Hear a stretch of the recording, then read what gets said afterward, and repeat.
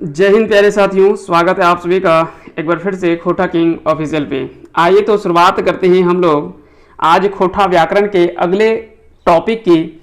और आज हम लोग पढ़ने वाले हैं इस टॉपिक में लिंग। अब जैसे इस शब्द की शुरुआत करते हैं तो सबसे पहला तो सवाल यही खड़ा होता है कि आखिर में लिंग कहते किसे हैं, ये तो पहले बता दीजिए। तो वो भी हम बताएंगे, है ना। पहले जब तक टॉपिक नहीं पढ़ेंगे, जब तक टॉपिक को नहीं जानेंगे, तब तक आप सवालों को कैसे हल करिएगा। तो लिंग का अगर शाब्दिक अर्थ देखा जाए तो इसका शाब्दिक अर्थ होता है चिन्ह। कैसा चिन्ह? तो शब्द का जिस रूप से यह पता चल जाए कि वह वस्तु या व्यक्ति पुरुष जाति का है या स्त्री जाति का है, यानी यह स्पष्ट हो जाए, तो उसी को हम लोग लिंग कहते हैं। तो याद रखेंगे, लिंग के द्वारा संज्ञा, सर्वनाम, विशेषण आदि शब्दों की जाति का बोध होता है। तो उसी को हम लोग क्या कहते हैं? लिंग कहते हैं। हिंदी में तो आपको जनरली हिंदी में लिंग के दो प्रकार आपको देखने को मिलेगा, है ना। हम सवाल पे आएंगे। हिंदी में मुख्य रूप में आपको जो वो लिंग दो प्रकार के देखने को मिलेगा। एक मिलेगा पुल्लिंग, एक पुल्लिंग आपको देखने को मिलेगा, एक मिलेगा स्त्रीलिंग, है ना, स्त्रीलिंग। अब यहां पे कि अब सवाल उठता है कि हम लोग तो यहां पे खोटा पढ़ रहे हैं, तो खोटा में कितने लिंग होते हैं, इसके बारे में भी हम लोग चर्चा करेंगे। तो एक एक करके हम लोग सभी चीजों को समझते हुए आगे बढ़ेंगे और सभी चीजों के बारे में जानते हुए भी चलेंगे। पहले सवाल पे आते हैं। पहला सवाल है कि नर या मादा यानी स्त्री या पुरुष के बोध कराने वाला जो शब्द होता है उसके विचार को क्या कहा जाता है? तो उसे कहा जाता है लिंग। यानी वैसा शब्द जिसका रूप से यह पता चल जाए कि वह वस्तु या व्यक्ति पुरुष जाति का है या स्त्री जाति का है, तो उसे हम लोग लिंग कहते हैं। क्लियर हो गया? चलिए आगे बढ़ते हैं। अगला सवाल पे आता है। अगला सवाल है कि खोटा मुख्य रूप में कई गो लिंग कर विधान है। अब सवाल यहां से कई बार फंसाता है। यहां पे भी थोड़ा कुछ ऐसे लेखक है खोटा के जो कि खोटा में तीन मानते हैं कि लिंग के तीन प्रकार होते हैं, स्त्रीलिंग, पुल्लिंग और उभयलिंग, है ना। तीन यहां पे मानते हैं। कौन कौन सा? एक बार फिर से हम लिख देते हैं। एक हो गया पुल्लिंग, दूसरा हो गया स्त्रीलिंग, ऐसे भी स्त्रीलिंग लिख सकते हैं, है ना, स्त्रीलिंग, और तीसरा हो जाता है उभयलिंग। उभयलिंग। तो यहां पे इसके आधार पे अगर देखा जाए तो यहां पे तीन भेद देखने को मिलता है। लेकिन कहीं पे कुछ ऐसे साहित्यकार हैं खोटा के ही जो कि कहते हैं कि नहीं, खोटा के एक और लिंग होता है जिसको हम लोग कहते हैं नपुंसक लिंग। नपुंसक लिंग। नपुंसक लिंग के अंतर्गत क्या क्या आता है, तो इसके बारे में हम लोग चर्चा करेंगे। पहले एक एक करके हम लोग सारी बातें करते हैं। पहला, सबसे पहले तो आता है पुल्लिंग। तो पुल्लिंग शब्द जो है वो बना हुआ है पुम जोड़ लिंग से, है ना, पुम जोड़ लिंग। अब यहां पे पुम का अर्थ क्या होता है? पुल्लिंग अगर बात करें, इस शब्द को अगर तोड़े तो यहां पे इसको तोड़ेंगे तो ये किस तरह से होता है? पुम जोड़ लिंग। और पुम का अर्थ क्या होता है? लिंग में मां का जो अर्थ होता है वो क्या होता है? अनुस्वार होता है ना। इस मां का अर्थ जो होता है वो क्या होता है? अनुस्वार होता है, अनुस्वार होता है ना। इसका अर्थ क्या होता है? अनुस्वार होता है। अतः जो वो पुल्लिंग लिखना, ऐसे मतलब कह सकते हैं कि अगर लिखेंगे तो पुल्लिंग यहां पे भी बिंदु पड़ना चाहिए। लेकिन चलिए खैर, ये सब चीजों के बारे में बाद में कभी इस पर चर्चा की जाएगी। अब ऐसे में आपको क्या कि यहां से सवाल पूछा जाएगा। सवाल कैसे पूछा जाएगा कि कैसे कैसे लिंग बनाने का क्या विधान है, कैसे हम लोग बनाते हैं? तो उसके लिए प्रत्यय शब्द का प्रयोग किया जाता है। उसमें प्रत्यय जोड़ेंगे तो वहां से जो वो पुल्लिंग से स्त्रीलिंग या स्त्रीलिंग से पुल्लिंग में चेंज किया जा सकता है। तो पुल्लिंग तो आपको सिंपल चीज ये पता चल गया कि जहां से पुरुष होने का पता चले, है ना, जिससे पता चल जाए कि वह व्यक्ति जो वो पुरुष जाति का है, तो वहां से उसी को हम लोग क्या कहते हैं? पुल्लिंग कहते हैं। स्त्रीलिंग किसे कहेंगे? जहां से यह पता चल जाए, यह बोध हो जाए कि वह जो व्यक्ति है वह जो वो स्त्री जाति का है, तो उसे हम लोग स्त्रीलिंग कहेंगे। एक तीसरा हम लोगों ने चर्चा किया यहां पे उभयलिंग। अब उभयलिंग क्या होता है? तो बता दें कि उभयलिंग वैसे लिंग को कहा जाता है जहां से यह स्पष्ट नहीं हो पाए कि वह या तो स्त्रीलिंग है या तो पुल्लिंग है, अब दोनों में असमंजस की स्थिति है, पता नहीं चल पा रहा है कि या पुल्लिंग है या स्त्रीलिंग है, और उसका व्यवहार दोनों रूपों में किया जाता है, उसका उपयोग जो वो दोनों रूपों में किया जाता है, स्त्रीलिंग में भी पुल्लिंग में भी। जैसे कि अगर हम एक शब्द लिखें, आप ही हमको बताइएगा कि यहां पे क्या होगा। जैसे एक बोले कि छुआ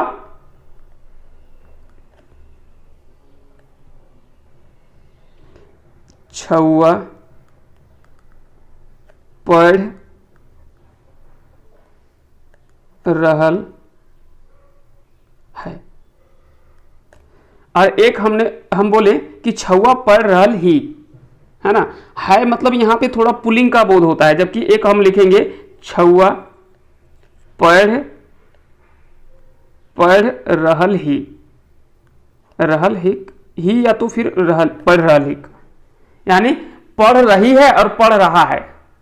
तो दोनों में यहां पे कि छुआ जो शब्द का प्रयोग किया गया वो दोनों रूप में किया गया है। यहां पे पुल्लिंग के रूप में भी किया जा रहा है और यहां पे स्त्रीलिंग के रूप में भी। यानी जैसे एक एग्जांपल हम हिंदी में लिख देते हैं तो वो आपको ज्यादा अच्छे से समझ में आ जाएगा। जैसे हम बोले कि बच्चा पढ़ रहा है, बच्चा पढ़ रहा है या खा रहा है ना, कुछ भी लिख सकते हैं। बच्चा पढ़ रहा है, चलो पढ़ रहा है ये लिख देते हैं, बच्चा पढ़ रहा है। और एक हम बोले कि बच्चा पढ़, है ना, बच्चा, यहां पे बोलेंगे कि बच्ची भी तो होता है। तो दरअसल बच्चा से क्या होता है ना कि बच्चा से ये स्पष्ट नहीं हो पाता कि वो बच्चा में लड़का है या लड़की है। यहां पे चाइल्ड का पता चल गया कि वो चाइल्ड है, लेकिन चाइल्ड में कौन सा है, गर्ल्स है या बॉयज है, ये हमको पता नहीं चल पाता है। तो ऐसे में क्या होता है कि यहाँ पे बच्चा पढ़ रही है या बच्ची बोलेंगे, यहाँ पे बच्ची भी तो होता है, तो यहाँ पे बदला तो जा सकता है। लेकिन कई बार जैसे कि यहाँ पे छुआ है, तो छुआ शब्द का प्रयोग जो खोटा में किया जाता है वो दोनों रूपों में किया जाता है ना, स्त्रीलिंग में भी किया जाता है और पुल्लिंग में भी किया जाता है। तो ऐसे में जहां पे स्त्रीलिंग और पुल्लिंग दोनों रूप में प्रयोग किया जाए, जैसे कि हम लोग बोलते हैं कि मेहमान, है ना, मेहमान अगर बोलते तो मेहमान से हमको स्पष्ट नहीं हो रहा कि मेहमान वो कैसा है, वो मेल है या तो फिर फीमेल है, मेल है या तो फिर वो फीमेल है। हमको अगर पता नहीं चल पा रहा तो उसको क्या बोलेंगे, ये जो वो उभयलिंग है, यानी दोनों रूपों में प्रयोग किया जाता है, पुल्लिंग में भी और स्त्रीलिंग में भी। और इसी को मेहमान को हम लोग खोटा में क्या बोलते हैं, पहुना बोलते हैं, है ना, पहुना या तो फिर पहुना, पहुना। तो ये दोनों रूपों में इसका प्रयोग जो वो किया जाता है, या तो पहुना या तो फिर पहुना, तो दोनों तरह से इसका प्रयोग जो वो किया जाता है। तो यहाँ पे इसी को हम लोग क्या कहेंगे, उभयलिंग कहेंगे। यानी वैसा जहां से कह सकते हैं कि दोनों के रूप में प्रयोग किया जाए, नर और मादा, यानी स्त्रीलिंग और पुल्लिंग दोनों के रूप में प्रयोग हो, तो वो क्या कहलाएगा, उभयलिंग कहलाएगा। और भी कई सारे उदाहरण ले सकते हैं, जैसे गुंगू। गुंगू शब्द का जो प्रयोग किया जाता है वो बड़े के लिए किया जाता है। अब देखिए बड़े में कौन भी हो सकते हैं, चाचा भी हो सकते हैं, चाची भी हो सकती है ना, दोनों के लिए प्रयोग जो वो गुंगू शब्द का प्रयोग किया जाता है। तो कुछ ऐसे शब्द होते हैं जिसको कह सकते हैं कि उभयलिंग के अंतर्गत रखा जाता है। ठीक है, चलिए आगे बढ़ते हैं। उसके बाद में एक चौथा हम लोगों ने बात किया यहाँ पे नपुंसक लिंग का। नपुंसक लिंग वैसा लिंग कह सकते हैं कि जहां से वैसे लिंग को कहते हैं जिससे कि कह सकते हैं कि एक तो पहला पता चलता है निर्जीव होने का, वैसा निर्जीव वस्तु का बोध होता है। जैसे कि एक शब्द हम लोग अगर बोले कि थारा, तो थारा का स्त्रीलिंग होता है थारी, है ना, लेकिन ये थारा का थारा थारी जो होता है ना, लोटा डूबा डूबी, डूबा का डूबी। अब क्या होता है कि यहाँ पे बोलेंगे डूबा का तो डूबी होता है, लेकिन यह दरअसल जो आता है डूबा और डूबी, ये क्या है, ये नपुंसक लिंग के अंतर्गत आता है। यानी निर्जीव कुछ वैसे वस्तुओं का प्रयोग किया जाता है जो कि इस रूप में भी चयन किया जाता है ना। हालांकि इसको अलग नहीं माना जाता है, मूल रूप से जो वो तीन ही माना जाता है, स्त्रीलिंग, पुल्लिंग और उभयलिंग, ये तीन माना जाता है। लेकिन कुछ कुछ जो खोटा के साहित्यकार हैं वो इसको भी अलग अलग रूप में रख दिए हैं। लेकिन मूल रूप से आपको ध्यान रखना कि खोटा में लिंग के तीन प्रकार होते हैं। चलिए आगे बढ़ते हैं, आते हैं अगले सवाल पे। अगला सवाल है, जौन शब्द में दुइयो लिंग कर व्यवहार करल जाए ओकरा की कहल जाए, तो उसको कहा जाता है उभयलिंग, है ना, जिसमें से दोनों लिंग का व्यवहार किया जाता है, चाहे वो स्त्रीलिंग हो या पुल्लिंग हो। जैसे हम लोगों ने उदाहरण लिया था, एक छुआ, फिर पहुना, पहुना गुंगू, और भी कई ऐसे शब्द हैं जिसका प्रयोग किया जा सकता है ना, बहुत ऐसे शब्द होते हैं। अगले सवाल पे आते हैं, खोठा लिंग कहकर आधारे चल है, वस्तु के आधार पे या चीज के आधार पे, तो ये दोनों के आधार पे चलता है, तो इसका आंसर हो जाएगा ऑप्शन सी। अगले सवाल पे आते हैं। अगला सवाल है कि एकर में कौन उभय लिंग लागे, यहाँ पे कौन सा जो वो उभय लिंग है, तो देखिए यहाँ पे तीनों दे रखा है, गुंगू, छुआ, गीदड़। तो गीदड़ से क्या है, गीदड़ से मतलब बच्चा ही होता है ना, ये सभी जो वो क्या है उभय लिंग के अंतर्गत आता है। अगला सवाल कि छुआ संज्ञा कौन लिंगे प्रयोग हव है, छुआ संज्ञा शब्द में कौन लिंग कर प्रयोग हव है। अब देखिए अगर संज्ञा के आधार पे पूछता है तो छुआ क्या होता है, जातिवाचक संज्ञा होता है, यानी समस्त बच्चा जाति का बोध करा रहा होता है, ये जातिवाचक संज्ञा का उदाहरण है। लेकिन अगर लिंग पूछे कि इसका लिंग कौन सा है, तो ये उभय लिंग के अंतर्गत आता है ना, उभय लिंग के अंतर्गत आता है। अच्छा, छुआ क्या हो जाएगा, एक वचन होगा कि बहुवचन होगा, तो वचन में अगर बोलेंगे तो ये एक वचन है, एक वचन होगा। जबकि छौवन है ना, छौवन, छौवन जो होगा वो क्या होगा, ये बहुवचन होता है ना। तो सभी चीजों का आधार पे, सभी इन चीजों के आधार पे भी आपको ध्यान रखने, यहां से भी सवाल आपसे पूछा जा सकता है और कहीं से भी जोड़ करके कनेक्ट करके आपसे सवाल जो वो पूछ लेगा। जैसे कि एक उदाहरण के रूप में लिखेगा कि छुआ कैसन शब्द लागे, तो पहला दे देगा उभयलिंग, ये दे देगा, एक दे देगा उभयलिंग, दूसरा ऑप्शन दे दिया जातिवाचक संज्ञा, जातिवाचक संज्ञा, तीसरा दे दिया एक वचन, एक वचन, और चौथा दे दिया इस सब है। तो यहां से ऐसे सवाल भी तो बनाए जा सकते हैं, ऐसा थोड़ी ना कि ऐसा सवाल नहीं पूछा जा सकता है, ऐसा भी सवाल जो वो पूछा जा सकता है। तो कहीं से भी प्रश्न आपकी परीक्षा में आ सकते हैं। छुआ कैसा शब्द है, उभयलिंग है, जातिवाचक संज्ञा है, एक वचन है, तो ये सभी इसका सही आंसर हो जाएगा। तो ऐसे भी प्रश्न आपके परीक्षा में पूछे जा सकते हैं। अगले सवाल पे आते हैं। अगला सवाल कहता है कि खोठाएं पुलिंग से स्त्रीलिंग बनवे के लिए कौन प्रत्यय कर प्रयोग हवो है। खोठा में पुलिंग से स्त्रीलिंग बनाने के लिए किस प्रत्यय का प्रयोग जो वो किया जाता है। तो खोठा में देखिए कि कई ऐसे प्रत्यय का प्रयोग किया जाता है, जैसे कि यहाँ पे आइन है ना, वाइन है, ई है, ये तो सभी तीनों हो ही जाएगा। इसके अलावे और भी कुछ कुछ प्रत्यय का प्रयोग किया जाता है, जैसे इन प्रत्यय का भी किया जाता है। चलिए आगे देख लेते हैं अगले सवाल पे। अगला सवाल भी इसी से संबंधित है। अगला सवाल कि खोठाएं पुलिंग से स्त्रीलिंग बनवे खातिर प्रत्यय कर प्रयोग करल जाए, तो इन प्रत्यय का, नी प्रत्यय का, या प्रत्यय का, ये सभी प्रत्यय का प्रयोग किया जाता है ना। जैसे कि कई ऐसे शब्द हैं जिसका उपयोग आपको याद रखने की पुलिंग से स्त्रीलिंग बनाने के लिए किया जाता है। अब जैसे कि यहां पे कुछ कुछ शब्द हम लोगों ने देख रहे हैं, जैसे कि ई, तो ई का पहले क्या हो जाएगा, लड़का का लड़की। हालांकि लड़का, लड़का शब्द जो वो हिंदी है ना, लड़का को यहाँ पे छोड़ा बोला जाता है ना, छोड़ा। तो लड़का के लिए लड़की होता है ना, तो यहाँ पे ई दिख रहा है, ई प्रत्यय का प्रयोग किया जाता है, ई प्रत्यय का। क्लियर हो गया। छौड़ा का क्या बोलेंगे, छौड़ी बोलेंगे, हाँ। तो यहाँ पे भी सेम ही है, लेकिन केवल बस खोठा में कुछ शब्द बदल जाते हैं, है ना। तो छौड़ा का अर्थ होता है लड़का और छौड़ी का अर्थ होता है लड़की। तो यहाँ पे इस तरह से भी सवाल जो वो पूछे जा सकते हैं। और क्या है, इन प्रत्यय। तो इन प्रत्यय से क्या क्या हो सकता है, जैसे कि एक शब्द हमने लिखा तेली, तेली का अगर लिंग बदलना है यानी पुलिंग से स्त्रीलिंग करना है, तो इसके लिए क्या हो जाएगा, तेलिन हो जाएगा। क्या हो जाएगा, तेलिन, है ना। और क्या हो जाएगा, धोबी, जैसे यहां पे एक शब्द हमने लिखा धोबी, तो धोबी से क्या हो जाएगा, धोबिन। यानी पुलिंग से स्त्रीलिंग जो बदलने के लिए यहां पे क्या कि इन प्रत्यय जुड़ रहा है। क्या जुड़ रहा है, इन प्रत्यय जुड़ रहा है। इया प्रत्यय भी जुड़ता है, तो हाँ इया प्रत्यय भी जोड़ा जाता है। कुछ उदाहरण के रूप में जैसे अगर हम देखते हैं, जैसे कि अगर बोले बेटा के बेटिया, है ना, बेटवा, बेटा, बेटा का बहुत बार बिटिया, बिटिया भी बोला जाता है ना, बिटिया या बेटिया, तो बिटिया भी बोला जाता है, इसको इया प्रत्यय भी जोड़ा जाता है ना। तो बिटिया का अर्थ भी बेटी, बेटी होता है, तो यहां से भी इया प्रत्यय भी जोड़ करके उसको जो बनाया जाता है। जैसे कि लोटा एक शब्द है, तो लोटा का लोटिया बनाते हैं, तो इया प्रत्यय वहां पे भी जुड़ता है ना। जैसे एक शब्द लिखे लोटा, तो लोटा का लोटिया या लुटिया होता है, लोटा या लोटिया या तो फिर लुटिया या लोटिया भी होता है। तो इस तरह से भी जो वो बदल करके लिखा जा सकता है। क्लियर हो गया। तो ये सभी प्रत्यय का प्रयोग जो वो पुल्लिंग से स्त्रीलिंग बनाने के लिए किया जाता है। तो इसका आंसर हो जाएगा ऑप्शन डी, इसका राइट आंसर हो जाएगा, है ना। अच्छा, नी का पता चल गया।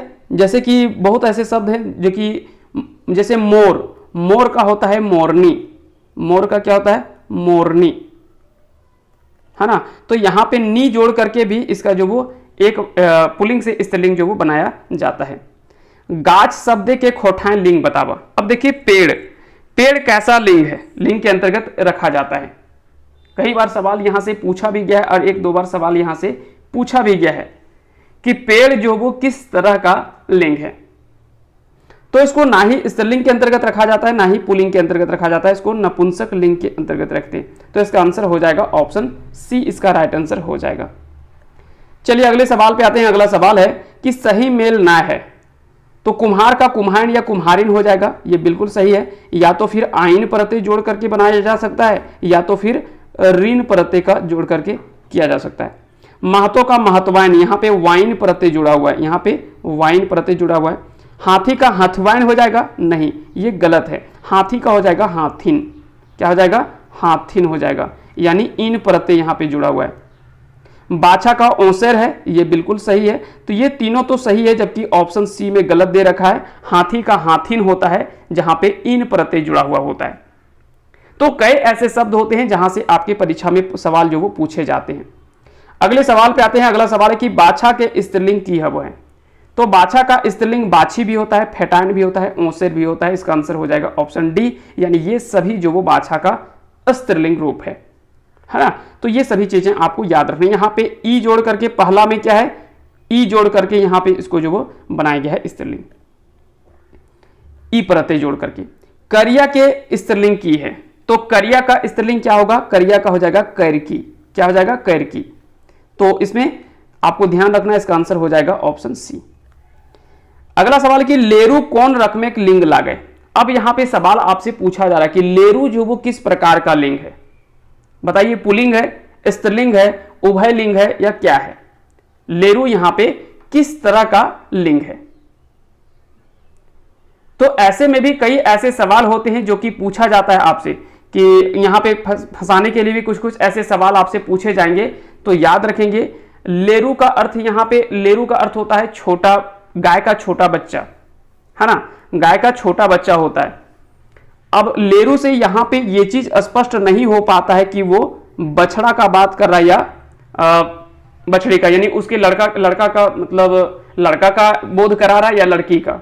लेरू जैसे गाय का बच्चा हुआ, तो गाय का बच्चा में वो लड़का है या लड़की है ना, यानी बाछा है या बाछी है, ये पता नहीं चल पाता है लेरू शब्द में। तो इसीलिए लेरू शब्द को जो रखा गया है वो किसके अंतर्गत रखा गया है, इसको उभय लिंग के अंतर्गत रखा गया है। किसके अंतर्गत, उभय लिंग के अंतर्गत।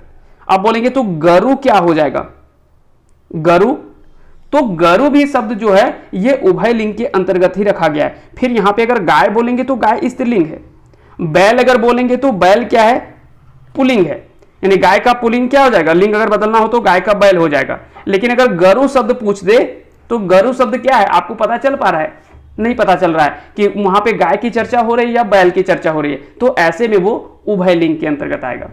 यानी जहां से आप स्पष्ट नहीं कर पा रहे कि ये स्त्रीलिंग होगा या पुल्लिंग होगा, तो ऐसे में आपको क्या करना, उसको उभय लिंग के अंतर्गत रखने हैं, है ना। तो ये आपको ध्यान रखने यहां से। तो लेरू जो वो क्या हो जाएगा, वो हो जाएगा उभय लिंग के अंतर्गत रखा जाएगा। अगला सवाल है कि खोठा सर्वनाम पदे लिंग एक प्रभाव पड़ो है कि ना पड़ रहा है। तो खोठा में सर्वनाम पदों पर लिंग का प्रभाव कभी कभी पड़ता है। तो इसका आंसर हो जाएगा, हमेशा तो नहीं लेकिन कभी कभी लिंग का प्रभाव जो वो पड़ता है, और लिंग के बदलने से सर्वनाम शब्द में बदलाव देखने को मिलता है। तो ऐसे में याद रखेंगे, इसका आंसर हो जाएगा ऑप्शन सी, यानी कभी कभी बदलाव होता है। इसका एग्जाम्पल हम लोग जब देखेंगे, जब हम लोग थ्योरी क्लासेस देखेंगे तो वहां पे हम लोग डिटेल में इसकी चर्चा करेंगे। खोठा क्रियापद है, लिंगिक प्रभाव पड़ो है, तो हाँ कहीं कहीं पे इसका प्रभाव जो वो देखने को मिलता है क्रियापद में भी। अगला सवाल है कि एकर में कौन टा सही नख है। यहां पे पूछा जा रहा है कि इनमें से कौन सा जो वो सही नहीं है। उराविन में इन प्रत्यय जुड़ा हुआ है, तो बिल्कुल हाँ यहाँ पे इन प्रत्यय जुड़ा हुआ है। जैसे उराव का अगर बोलेंगे उराव का उराविन हो जाएगा, उराव का स्त्रीलिंग रूप क्या हो जाएगा, उराविन हो जाएगा। साहू का क्या हो जाएगा, सहुआइन में देखिए साहू का स्त्रीलिंग है सहुआइन, और सहुआइन में यहाँ पे वाइन प्रत्यय जुड़ा हुआ, वही वाइन प्रत्यय ना कि आइन प्रत्यय, यहाँ पे वाइन प्रत्यय होगा, तो इसलिए बी में जो वो गलत दे रखा है। साधु में सधुवाइन, ये बिल्कुल सही है। नौवाइन में वाइन प्रत्यय जुड़ा हुआ है ना, तो नौवा का नौवाइन, साधु का सधुवाइन, उराव का उराविन। इस तरह से क्या है कि ये सभी प्रत्यय जोड़ करके उसको लिंग को बदला जा सकता है ना। तो इस तरह से आपको याद रखने की लिंग बदलने का विधान जो है वो प्रत्यय जोड़ करके होता है। सवाल एक और पूछा जाता है कि पुल्लिंग से स्त्रीलिंग या लिंग बदले के लेल ककर प्रयोग करल जा है, या ककरा जोड़ करके लिंग के बदलल जा है, उपसर्ग के जोड़ करके, प्रत्यय के जोड़ करके। इस तरह से सवाल आपसे पूछा जाता है, या दुइयों के जोड़ करके। तो याद रखेंगे प्रत्यय को जोड़ करके, प्रत्यय शब्द को जोड़ करके वहां पे क्या होता है कि उस शब्द का अर्थ जो वो बदला जा सकता है, यानी पुल्लिंग से स्त्रीलिंग किया जा सकता है, स्त्रीलिंग से पुल्लिंग होता है ना। चलिए आगे बढ़ते हैं, आते हैं अगले सवाल पे कि ननद कर पुल्लिंग की हते। तो ननद का पुल्लिंग यहां पे क्या हो जाएगा, नंदसु हो जाएगा। क्या हो जाएगा, नंदसु हो जाएगा। कड्रू के स्त्रीलिंग की है। अब यहां पे कड्रू का स्त्रीलिंग क्या है, अब यहां पे कड्रू अगर बात करें तो ये होता है भैंस के बच्चा को कहा जाता है ना। भैंस के बच्चा को, भैंस का बेटा जो होता है ना उसी को कड्रू कहा जाता है। तो भैंस के बेटा को कड्रू कहते हैं, तो इसकी बेटी को क्या कहते हैं। अब देखिए जिस तरह से आपको याद रखना है दोनों चीजें, है ना, आपको सभी चीजें याद रखना है ध्यान से। अगर कहीं एक चीज भी आप थोड़ा सा मिस्टेक करेंगे तो आप सवाल को गलती कर लेंगे। सवाल ये बहुत आसान होते हैं, बस केवल आपको ध्यान से सवाल को पढ़ना है और उत्तर देना है। अगर थोड़ा सा हड़बड़ाहट आप कर देंगे तो सवाल को आप गलती कर लेंगे। तो याद रखेंगे कड्रू का स्त्रीलिंग जो होता है वो संढारू भी होता है, काड़ी भी होता है, और कड़ियन भी होता है। कड़ियन भी होता है, नहीं कड़ियन नहीं होगा। कड़ियन क्या है, कड़ियन यहाँ पे बहुवचन है। ये क्या है, बहुवचन है। ये क्या है, बहुवचन है। काड़ी में ही कड़ियन आ गया, काड़ी एक वचन हो गया, काड़ी जो वो एक वचन हो गया, और कड़ियन जो वो क्या है, बहुवचन है। तो यहाँ पे केवल एक वचन से बहुवचन किया गया है, बाकी का लिंग नहीं बदला है। तो याद रखेंगे कड्रू का जो लिंग होता है वो क्या होता है, ए और बी दोनों हो जाएगा। कड्रू, काड़ी और संढारू ये दोनों हो जाएगा, है ना। तो इसका आंसर क्या हो जाएगा, आंसर हो जाएगा ऑप्शन डी, यानी ए और बी दोनों। सवाल है कि पठरू के स्त्रीलिंग की होते। पठरू का स्त्रीलिंग रूप यहाँ पे क्या होगा, पठरू। अब पठरू किसको कहते हैं, पठरू यानी बकरी के बच्चे को, बकरी के बच्चे को क्या कहा जाता है, पठरू कहा जाता है। पठरू मतलब क्या, बकरी के बेटा, है ना, बकरी का जो बेटा होता है उसी को पठरू कहा जाता है ना। बेटा जो होता है उसको पठरू कहा जाता है। अब बोलेंगे कि तो बेटी को क्या कहा जाएगा, जो बकरी की बेटी होती है उसको पठियर कहा जाता है। क्या कहा जाता है, पठियर कहा जाता है ना। अब यहाँ पे पाठी भी है ना, तो यहाँ पे पाठी भी है, यहाँ पे दो ऑप्शन दिया गया है, तो ये भी हो जाएगा, है ना। पठियर या पाठी बोलिए, दोनों एक ही चीज है ना। तो इसका आंसर तो दो यहाँ पे टाइपिंग हो गया है, तो याद रखेंगे यहाँ पे पठियर भी हो सकता है और पाठी भी हो सकता है ना। तो याद रखेंगे दोनों ऑप्शन यहाँ पे दिया गया है। जबकि पाठा किसको बोलते हैं, गाय, बकरी के बेटा को, बकरी का बेटा जो होता है उसको पाठा कहा जाता है, जिसको बोकर भी कहा जाता है। कई जगह पे बोकर शब्द का भी प्रयोग किया जाता है। चलिए अगले सवाल पे आते हैं। अगला सवाल है कि काड़ा के स्त्रीलिंग शब्द छांटा। काड़ा का स्त्रीलिंग शब्द क्या होगा। अब यहां पे देखिए सवाल कई लोग गलती कर लेते हैं। अगर आपने ऐसे सवाल को अगर ध्यान से नहीं देखा तो आप निश्चित रूप में सवाल का गलती करके बैठ जाएंगे, और पहला ही ऑप्शन आपको जो मिलेगा ना वो काड़ी मिलेगा। और जैसे आपको लग ही रहा है कि काड़ा का काड़ी ही तो होगा, लेकिन ये नहीं होगा। कड़वन होगा, कड़वन भी नहीं होगा। कड्रू होगा, कड्रू भी नहीं होगा। क्या होगा, भैंस होगा। तो आंसर इसका डी सही होगा। काड़ी किसको कहते हैं, तो भैंस के बेटी को कहा जाता है। भैंस की बेटी को कहा जाता है जो कि बच्चा देने के लायक नहीं रहती है, यानी कह सकते हैं कि भैंस की जो छोटी, कह सकते हैं कि बच्चा जो होता है वो छोटी, जिसको कह सकते हैं कि बेटी के रूप में मानिए ना, कि भैंस की जो बेटी होती है उसको काड़ी कहा जाता है, और भैंस का जो बेटा होता है उसको कड्रू कहा जाता है ना। भैंस का जो बेटा होता है उसको कड्रू कहा जाता है। क्लियर हो गया। जबकि कड़वन क्या है, तो कड़वन जो वो काड़ा का बहुवचन है। कड़वन जो वो बहुवचन है किसका, काड़ा का। तो ये भी उत्तर इसका सही नहीं है। तो इसका सही आंसर क्या है, काड़ा का भैंस होता है इसका स्त्रीलिंग रूप। क्लियर हो गया। तो ये आपको अच्छे से समझ में आ गया होगा। चलिए आज का आखिरी सवाल है और इसका आंसर आपको कमेंट सेक्शन में लिखना है। अगर आप इस सवाल का जवाब दे देते हैं तो हमें लगेगा कि शायद आपने अच्छे से खोटा व्याकरण को अच्छे से पढ़ रखा है। तो इसका आंसर आप कमेंट सेक्शन में लिख दीजिएगा कि पणिका कर लिंग बतावा। पणिका का लिंग क्या होगा, पुल्लिंग होगा, स्त्रीलिंग होगा, उभय लिंग होगा या नपुंसक लिंग होगा। देखते हैं कि कितने लोग इसका सही आंसर कर पाते हैं, है ना, कितने लोग इसका सही आंसर कर पाते हैं हम देखते हैं। तो इसका आंसर आप एक बार जरूर लिखिएगा कि इसका सही आंसर क्या होगा। और उम्मीद करते हैं कि आज का ये सेशन आप सभी को अच्छे से समझ में आया होगा, है ना। तो याद रखेंगे इसका सही आंसर आपको कमेंट सेक्शन में जरूर लिखना है। बाकी का अगर आपको इसका पीडीएफ वगैरह चाहिए तो पीडीएफ के लिए आपको हमारे पेड बैच में आपको ज्वाइन करना होगा। उसके लिए आपको क्या कि ज्यादा फी नहीं है, आपको 49 का आपको पेमेंट करना है ना, 49 का आपको पेमेंट करना है। उससे वहां से क्या है कि आपको सारे जितने भी पीडीएफ हैं क्लासेस का, यूट्यूब क्लासेस का, वो सारा पीडीएफ आपको यहाँ पे अवेलेबल करवाया जाता है। इसके लिए आपको 49 का पेमेंट करना होता है। ओनली 49 का एक बार आप पेमेंट करते हैं तो वहां पे जितना भी यूट्यूब में कंटेंट आपको डाला जा रहा है वो सभी का पीडीएफ वहां पे अवेलेबल करवाया जाता है। तो अगर आपको इसका पीडीएफ चाहिए तो आप हमारे साथ में जुड़ सकते हैं, है ना, ज्वाइन कर सकते हैं। वहां पे केवल एमसीक्यू ही नहीं, वहां पे थ्योरी क्लासेस का भी आपको पीडीएफ वगैरह मिल जाएगा, है ना। तो अगर आप जुड़ना चाहे तो आप हमारे साथ में जुड़ सकते हैं। 49 रुपीस है इसका पेमेंट करके। पेमेंट किस में करना होगा, तो ये नंबर आपको दिख रहा होगा 9708305319, इस नंबर पे पेमेंट करके और इसी नंबर पे आप व्हाट्सअप कर देंगे, हम आपको ग्रुप में ऐड कर देंगे जहां से आपको सारे पीडीएफ यूट्यूब का फ्री आपको मिल जाता है। फ्री नहीं बोल सकते क्योंकि जब आप पेमेंट करके जाते हैं तो फ्री तो नहीं बोला जा सकता है ना, फ्री तो नहीं बोल सकते। 49 रुपीस इसके लिए आपको पेमेंट करना होता है। तो आप इसको पेमेंट करके आप चाहें तो पीडीएफ ले सकते हैं। बहुत बहुत धन्यवाद आप सभी का हमारे साथ अंत तक जुड़े रहने के लिए। और अगर आप हमारे साथ में फाउंडेशन बैच में अगर जुड़ना चाहते हैं तो आप इस नंबर पे हमें कांटेक्ट कर सकते हैं। उसके लिए फी जो रखा गया वो 499 का फी है। 499 में आप कंप्लीट बैच में जुड़ सकते हैं जहां पे आपको केवल थ्योरी क्लासेस ही नहीं, theory, MCQ, handwritten notes और 30 आपको प्रैक्टिस सेट मिलता है। साथ ही साथ में उसका रिवीजन क्लासेस भी आपको मिल जाता है इसी फी में। तो अगर आप हमारे साथ में जुड़ना चाहे तो आप इस नंबर पे कांटेक्ट कर सकते हैं, यहाँ पे ज्वाइन कर सकते हैं।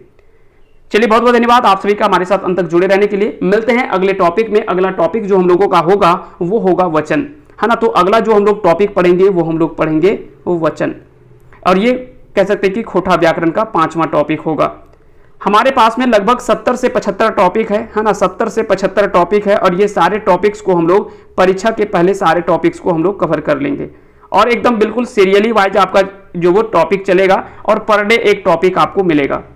हाँ, अगर किन्हीं को लगेगा कि ये थोड़ा देर हो जा रहा है, अगर हमें जल्दी करना है तो जल्दी करने के लिए आपको हमारे साथ में पेड बैच में आना पड़ेगा, जहां पे आपको 15 अगस्त से पहले सारे सिलेबस आपको कंप्लीट करके दे दिए जाएंगे। तो अगर आप दोनों चीजें आप देख लीजिए जैसा आपको चाहिए। अगर आपको यहां से पढ़ना है तो यहां से भी पढ़ सकते हैं। अगर आप हमारे साथ में पेड बैच में जोड़ना चाहते हैं तो वहां पे भी आप अच्छे से जुड़ सकते हैं और पढ़ सकते हैं। बहुत बहुत धन्यवाद आप सभी का हमारे साथ अंत तक जुड़े रहने के लिए। मिलते हैं अगले सेशन में।